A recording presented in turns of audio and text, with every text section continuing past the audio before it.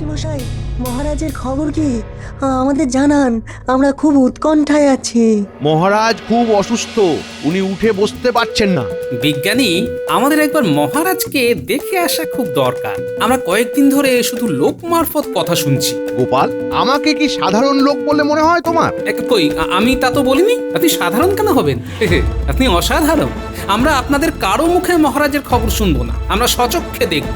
এখন মহারাজের সম্পূর্ণ বিশ্রাম দরকার। রাজবৈদ্য, তুমি কিছু বলো, মানে কি অবস্থায় মহারাজ আছেন? মানে তুমি কি দেখে এলে সেটা গোপালদের বুঝিয়ে দাও। বিজ্ঞানী গোপাল, আমি তোমাদের সবাইকে বলছি, মহারাজ এখন বিশ্রামে থাকবে। একমাত্র ওই রানীমা ছাড়া ওখানে যাবার অনুমতি আমি কাউকে দেব না। তাহলে মন্ত্রী মশাই কেন গেলেন? আমরা সবাই কি সৃষ্টি ছাড়া নাকি আমরা হত্য ছাড়া? তবে আর একটা কথা শুনে নাও সভাকবি, মহারাজ আমাকে রাজত্ব সামলাতে বলেছে। মহারাজের অনুমতিতেই আমি রাজ্যভার গ্রহণ করেছি। সে কি, গায়ে মানে না আপনি মোড়ল? মুখ সামলে বিজ্ঞানী, আর কিছু বললে আমি ভুলে যাব যে তুমি আমাদের সম্মানীয় সভাসদ। আমরা যে আসনে মহারাজকে বসিয়েছি সেই আসনে আপনাকে আমরা মানতে পারবো না। দূর, রাখো তোমার কথা। ওটা ব্যাঙের মাথা, মন্ত্রীমশাই যা তা। হাতে যদি থাকতো একটা হাতা, দেখতাম কার ঘাড়ে কটা মাথা। এই মন্ত্রীমশাই, পরিষ্কার করে বলে দিচ্ছি, আপনাকে আমরা মানি না, মানতে পারবো না। রাজদ্রোহ? হ্যাঁ, এত বড় সাহস? হ্যাঁ, এই যে দেখি বাঁশের থেকে কঞ্চির দর বেশি, আমরা করব কঞ্চিদ্রোহ। রাজদ্রোহ তো অনেক বড় ব্যাপার। গোপাল, তুমি কিন্তু বড্ড বাড়াবাড়ি করছো। তুমি আমাকে কঞ্চি বললে? আচ্ছা, কেন বললে? তা কঞ্চিকে কঞ্চি বলবো না তো কি বাঁশ বলবো? পথ ছাড়ুন, আমরা মহারাজকে দেখতে যাব। হ্যাঁ, আমরা মহারাজকে দেখতে যাব, এবং এক্ষুনি। সেনাপতি, আমি মহারাজের হয়ে আদেশ দিচ্ছি, গোপাল, সভাকবি এবং বিজ্ঞানীকে আর কিছুমাত্র বাড়াবাড়ি করলে কারাগারে নিক্ষেপ করবে। আমি বেয়াদবি সহ্য করব না সেনাপতি। এটা একদম ভালো কথা নয় মন্ত্রী মশাই, আপনি কিছু একটা গোপন করছেন। মহারাজের শরীর নিয়ে আমরা খুব চিন্তিত। মহারাজের কাছে এখন কেউ যেতে পারবে না। কেন বুঝছো না? মহারাজ অসুস্থ, এবং এই সময় কোনো রকম বিপদ হলে তোমাদের ঘাড়ে দোষ পড়বে। সেটা কি উচিত হবে? ঠান্ডা মাথায় চিন্তা করো। বুঝেছি, এরা আমাদের মহারাজের কাছে যেতে দেবে না, আমাদের অন্য ব্যবস্থা করতে হবে। ঠিক আছে, আর যাচ্ছি, কিন্তু এর মানে এই নয় যে আমরা আপনার দাপটে ভয় পেয়ে গেলাম। শুনে রাখুন মন্ত্রী মশাই, আপনি আমার কাছে কঞ্চি ছাড়া আর কিছু নয়। কঞ্চিকেও কিভাবে মোট করে ভাঙতে হয় সেটা আমি জানি। চলো বিজ্ঞানী, চলো সভাকবি, চলো পণ্ডিত, চলো চলো। আমরাও দেখবো আপনি কি করতে পারেন। আমরা মহারাজকে চাই।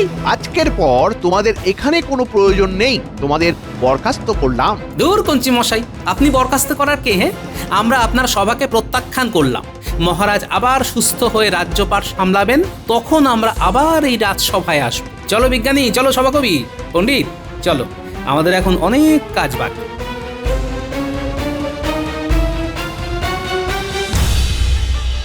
এবার কি হবে মন্ত্রী মশাই? ঢেঁড়া পিটিয়ে দাও। মহারাজের আদেশে রাজদ্রোহিতার অপরাধে বিজ্ঞানী, গোপাল আর সভাকবিকে রাজসভা থেকে বহিষ্কার করা হলো।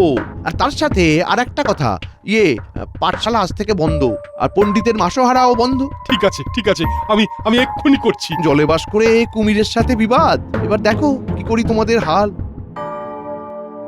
গোপাল, তুমি আমাদের নেতা, কিছু একটা করো যাতে মহারাজ আর রানীমাকে আমরা খুব তাড়াতাড়ি মুক্ত করতে পারি। পণ্ডিত, তুমি ঠিক বলেছ। মন্ত্রী মশাই অসুস্থ মহারাজ আর রানীমাকে গৃহবন্দী করে রেখেছেন। গোপাল, মন্ত্রীমশাই কিন্তু চুপ করে বসে থাকবেন না, উনি কিছু একটা করবেন। আমাদের যত তাড়াতাড়ি হয় মন্ত্রীমশাইয়ের মুখোশটাকে জনগণের কাছে টেনে খুলে দিতে হবে। হ্যাঁ, তোমার বুদ্ধি আর আমাদের সাহায্য, এই নিয়ে আমাদের হবে লড়তে। মন্ত্রীমশাইয়ের করাই কার্য আমাদের ধ্বংস হবেই করতে। শুনুন শুনুন শুনুন, মহারাজের আদেশে আজ থেকে গোপাল, বিজ্ঞানী, সভাকবি আর পণ্ডিতকে রাজসভা থেকে বরখাস্ত করা হলো। পণ্ডিতের পাঠশালা আজ থেকে বন্ধ। শুনুন শুনুন শুনুন। পাঠশালা বন্ধ? বাচ্চা ছেলে মেয়েগুলো পড়বে না গোপাল? ওরা অশিক্ষিত থাকবে? না, পাঠশালা বন্ধ হবে না। দরকার পড়লে আমার বাড়িতে পাঠশালা বসবে, কেউ অশিক্ষিত থাকবে না।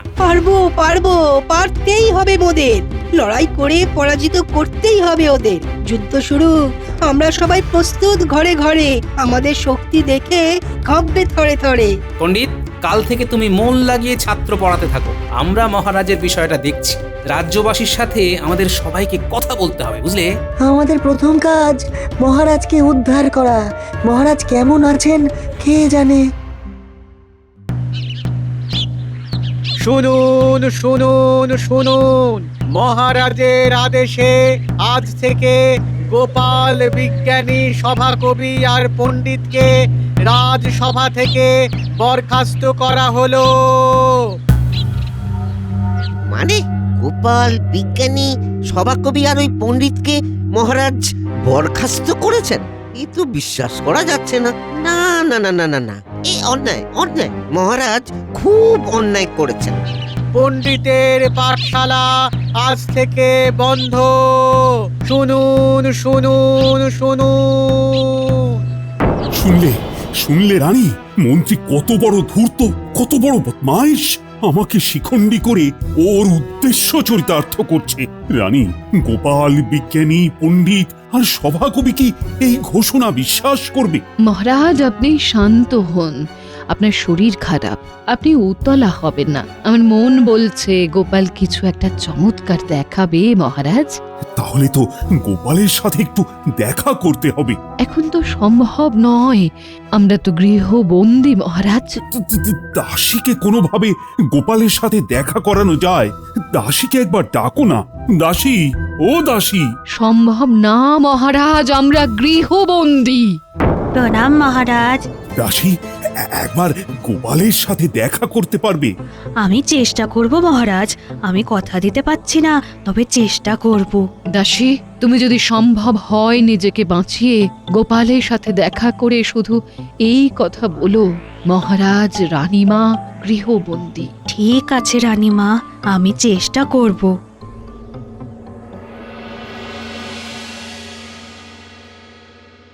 গোপাল দাদা, তোমাদের মহারাজ বরখাস্ত করেছেন? মহারাজের কি মাথা খারাপ হয়ে গেল নাকি? মহারাজ করেননি, আমাদের বরখাস্ত করেছেন মন্ত্রী মশাই। কি বলে মন্ত্রী মশাইয়ের এত সাহস, কিন্তু মহারাজ সেটা মেনে নিলেন? মহারাজ আর রানীমা দুজনে গৃহবন্দী, মন্ত্রী মশাই ওনাদের দুজনকে গৃহবন্দী করে রেখেছে। গোপাল দাদু, আমরা কাল থেকে পাঠশালা যাব না? পাঠশালা বন্ধ করে দেবে? হ্যাঁ, অতই সোজা। কাল থেকে আমার বাড়ির উঠোনে বসবে তোদের পাঠশালা। গোপাল দাদু, খুব কান্না পাচ্ছে। গোপাল দাদু, খুব খুব কান্না পাচ্ছে। মহারাজের জন্য না খুব কষ্ট হচ্ছে। কিচ্ছু চিন্তা করিস না, একটু সময় দে, সব ঠিক হয়ে যাবে। আর ভোলা, তুমি প্রত্যেক রাজ্যবাসীকে জানাও মহারাজের বিপদের কথা আর মন্ত্রীর বিশ্বাসঘাতকতার কথা। ঠিক আছে গোপাল দাদা, তুমি যা বললে তা আমি ঠিক করব। কিন্তু নিজেকে বাঁচিয়ে, কেমন? মহারাজকে সাহায্য করতে গিয়ে যদি আমার প্রাণও যায় তাতে কিচ্ছু আসে যাবে না, কিন্তু মহারাজকে মুক্ত করতেই হবে।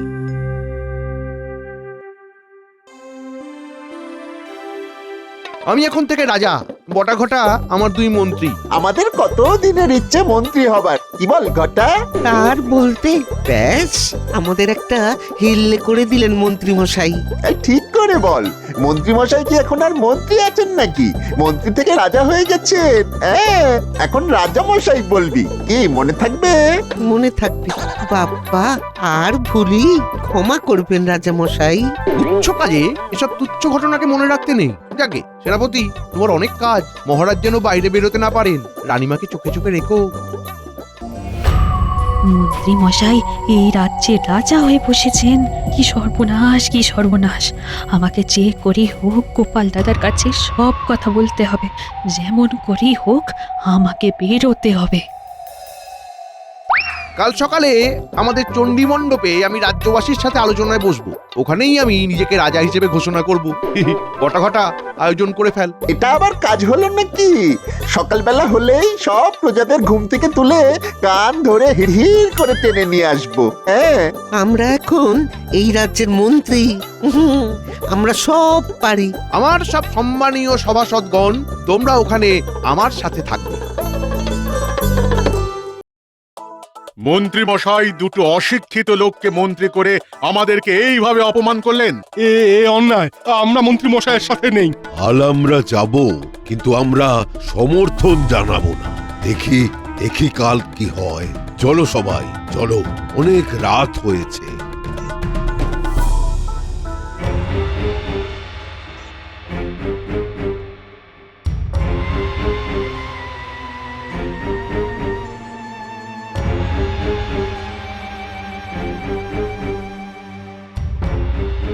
কি গো, বলি ঘুম হবে না? না গিন্নি, ঘুম আসছে না গো। যতবার ঘুমানোর চেষ্টা করছি ততবার শুধু অসহায় মহারাজ আর রানীমার মুখটা মনে পড়ছে গিন্নি। না না গিন্নি, কিছু একটা আমাকে করতেই হবে। কি করবে? কিছু ভেবেছো? হ্যাঁ, তুমি শুয়ে পড়ো গিন্নি, আমি একটু চিন্তা করব, বুঝলে?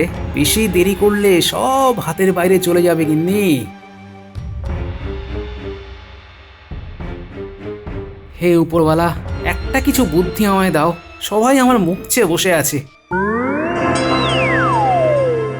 গোপাল, আমাকে মনে পড়ে?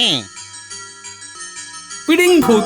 ও উপরওয়ালা, তুমি ঠিক সময়ে পিড়িং ভূতকে আমার কাছে পাঠিয়ে দিয়েছো। শোন গোপাল, তুই মানুষ ভালো, তাই তোর কাছে এলাম। আমি জানি তুই খুব চিন্তায় আছিস। চিন্তা মানে চিন্তার পাহাড় পিড়িং ভূত। ওরে, আমি সব জানি। অতীতে কি ছিল, বর্তমানে কি হচ্ছে, আর ভবিষ্যতে কি হবে।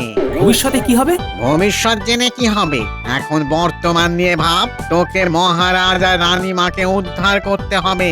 আমি তোকে একটা বিশেষ ক্ষমতা দিচ্ছি। কি ক্ষমতা? আমি এখন কয়েকদিন তোর মধ্যে বাস করব।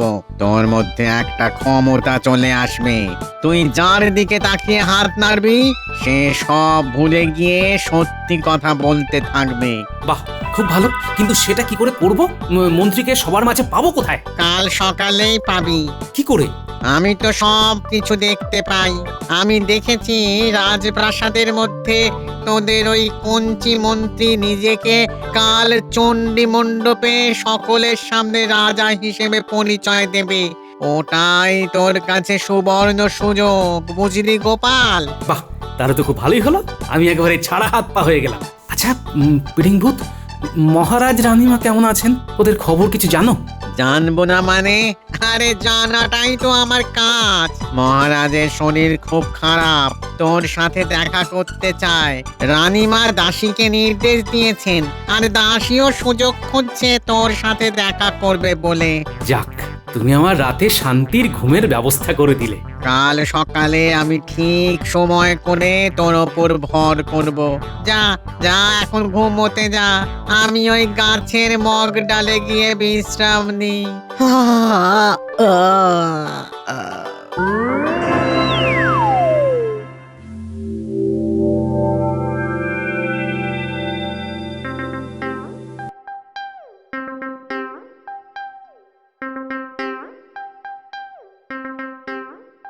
কি হলো? তোমার কি হয়েছে? কাল সারা রাত বিছানায় শুয়ে এদিক ওদিক করছো, না নিজে ঘুমিয়েছো না আমাকে ঘুমোতে দিয়েছো।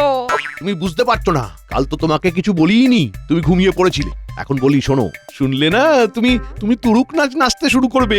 বলো শুনি। আজ থেকে আমি রাজা আর তুমি আমার রানী। কি মনে হলো? হ্যাঁ, আমি অসাধ্য সাধন করতে জানি। কি? তুমি রাজা? আর হাসিও না তো, তোমার অম্বল হয়েছে, অম্বল। আরে আজ চণ্ডী মণ্ডপে আমার অভিষেক। আমি রাজা হিসেবে আমার প্রজাদের উদ্দেশ্যে ভাষণ দেব। আর আমাদের মহারাজ আর রানীমা কি করবেন? আমি তো মহারাজকে গৃহবন্দী করে রেখেছি। কি বললে? তুমি মহারাজকে গৃহবন্দী করেছো? যে মহারাজের নুন তুমি এত দিন ধরে খেলে, তার সাথে এত বড় বিশ্বাসঘাতকতা করলে? তুমি রানী হতে চাও না? আমি যা পেয়েছি তাতেই খুশি। আমি চাই না রানী হতে, চাই না। আমি তো চাই রাজা হতে। তাহলে তুমি রাজা হয়ে থাকো, আমি চললাম। ঠিক আছে, তোমার যদি আমাকে এতই অপছন্দ তাহলে চলে যেতে পারো, আমি নতুন রানী নিয়ে চলে আসব। তুমি কি ভাবছো আমি অত সহজে তোমাকে মুক্তি দেব? আমি এখানেই থাকবো আর এখান থেকে তোমার পতন দেখবো, পতন। শোনো, গোপাল আছে, গোপালের বুদ্ধির কাছে না তুমি কিচ্ছু না। গোপাল ঠিক কিছু একটা ঘটনা ঘটাবে, ওর ওপর আমার খুব খুব বিশ্বাস আছে। আজ রাজা হয়েই প্রথম কাজ হলো গোপাল, বিজ্ঞানী, পণ্ডিত আর সভাকবিকে এই রাজ্য থেকে বিদায় করতে হবে। কেউ আমার কিচ্ছু করতে পারবে না, কেউ না, কেউ না। আজকে আমি রাজা হব। রাজা।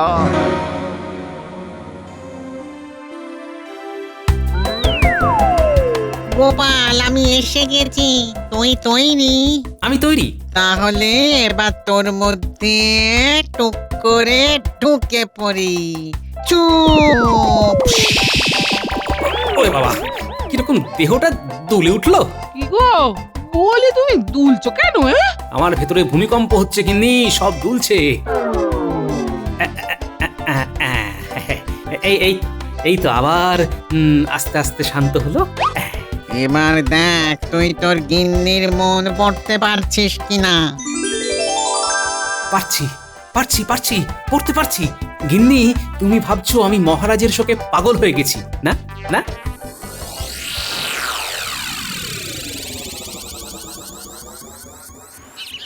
সবাই চলে এসেছো? গোপাল, চলে এলাম। আজ থেকে এখানেই পাঠশালা হবে তো? তার আগে আমরা তো মহামন্ত্রীর রাজা হবার অনুষ্ঠান দেখতে যাব। তুমি কি বলছো গোপাল? মন্ত্রী মশাই রাজা হবেন আর সেটা দেখতে যাব? আমি কি পাগল? পাগল হলে গোপাল তুমি এক রাতের মধ্যে? তোমার মতিগতি নিয়ে আমরা আছি ধন্দে। কি সভাকবি, তুমি এটাই ভেবেছিলে তো? দেখলে, হ্যাঁ? আমি তোমার মনের কথা কিরকম দেখতে পেয়ে বলে দিলাম। তাজ্জব। এই পুটি, আমার দিকে অমন করে তাকাস না তো। অবাক হবার অনেক জিনিস দেখতে পাই। এখন চণ্ডী মণ্ডপে চল দেখি, আমাদের কঞ্চি মশাই কি বলছে শুনি। গিনি, তুমিও চলো, দেখে খুব মজা পাবে।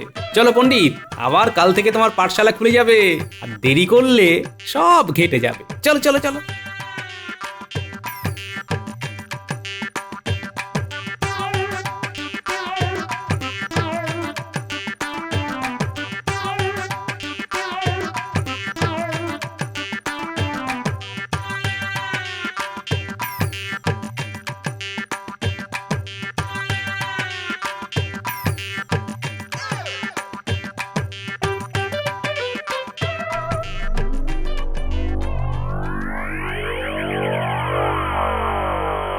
সবাইকে এনে হাজির করেছি রাজামশাই। এবার আপনার প্রবচনটা শুরু করুন। কে রাজা?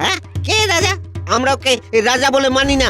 আমাদের রাজা মহারাজ কৃষ্ণচন্দ্র রায়। মহারাজ অসুস্থ, আমি তো মহারাজের আদেশ অনুযায়ী রাজ্যপাট সামলাচ্ছি। কি মন্ত্রী মশাই, বলছি আর কত মিথ্যে বলবেন? মুখ সামলে গোপাল, তুমি কৃষ্ণনগরের রাজাকে অপমান করছো। হ্যাঁ,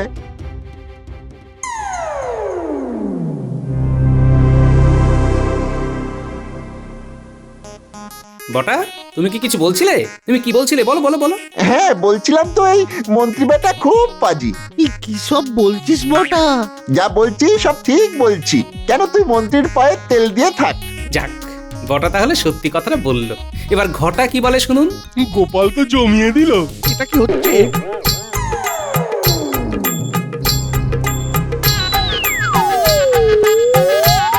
গোপাল, তুমি জানো না এই মন্ত্রী মশাই একটা পাজির পা ঝাড়া। মহারাজকে গৃহবন্দী করে রেখে রাজা হয়ে বসেছে। এই এই এই এই এই কি সব উল্টো পাল্টা বলছিস? তাহলে ঠিকটা আপনিই বলুন।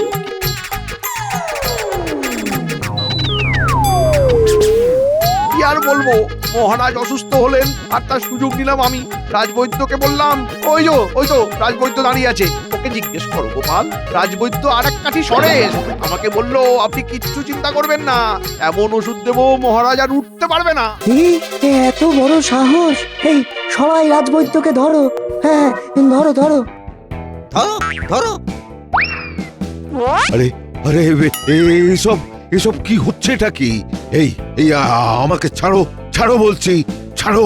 তারপর শেষ করুন। ও কি শেষ করবে? আমি শেষ করে দিচ্ছি। সকালে আমাকে বলছিল আমি রাজা হব আর তুমি রানী হবে বলছিল। আরে কি আশ্চর্য! আমি রাজা হলে আমার গিন্নি রানী হবে না তো কি হবে বলো দেখি গোপাল? সেনাপতি, ওখানে দাঁড়িয়ে থাকলে হবে? এসো, মন্ত্রীকে কারাগারে নিয়ে যাও। হ্যাঁ, এই এসো তো, এসো, আমাকে কারাগারে নিয়ে যাও। আমার খেলা শেষ, মানে পিড়িং ভূতের খেলা শেষ। এবার মহারাজকে উদ্ধার করতে হবে। সেনাপতি, মন্ত্রী মশাই মানে কঞ্চি মশাইকে কারাগারে নিয়ে যাওয়ার আগে একটু দাঁড়াও। মন্ত্রী থুড়িয়ে কঞ্চি মশাইকে একটা জিনিস দেখাবো। ঠিক আছে। গোপাল দাদা, তুমি অসাধারণ। আরে ধুর, আমি একটি সাধারণ মানুষ, আমার কাজটি হলো শেষ। সভাকবি, পরের পংক্তিটা বলো। মহারাজই চালাবি দেশ। তোমরা সবাই শুনে রাখো, যে বা যারা মহারাজের বিরুদ্ধে যাবে তাদেরই এই হাল হবে। মহারাজ অসুস্থ, তাই রানীমা এখন রাজ্যপাট চালাবে। বাবা, খেলা দেখালে বটে। আমি তো নিমিত্ত মাত্র। আমার ভেতরে বসে আছেন পিড়িং ভূত, তিনিই আমাকে দিয়ে এই সব কাজ করিয়েছেন। পিড়িং ভূত, বেরিয়ে এসো, সবাইকে দেখা দাও।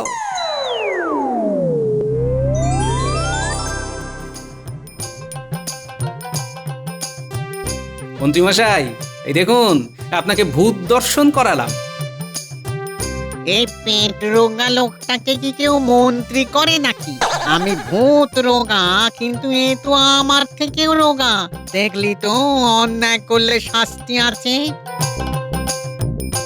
গোপাল, এবার মহারাজের কাছে গিয়ে মহারাজকে বলে দে যে দোষী ধরা পড়েছে। আমি জানতাম গোপাল সব সমস্যার সমাধান করবেই করবে। আরে গোপালের চাল তো আমি প্রথমে বুঝতেই পারিনি, পরে যা দেখলাম তা দেখে তো আমার চোখ কপালে উঠে গেছে। হ্যাঁ, বিপদে আমার গোপালই ভরসা। বিপদে আমাদের ভরসা গোপাল। গোপাল ফেরালো আমাদের কপাল। সাধু সাধু সাধু সাধু।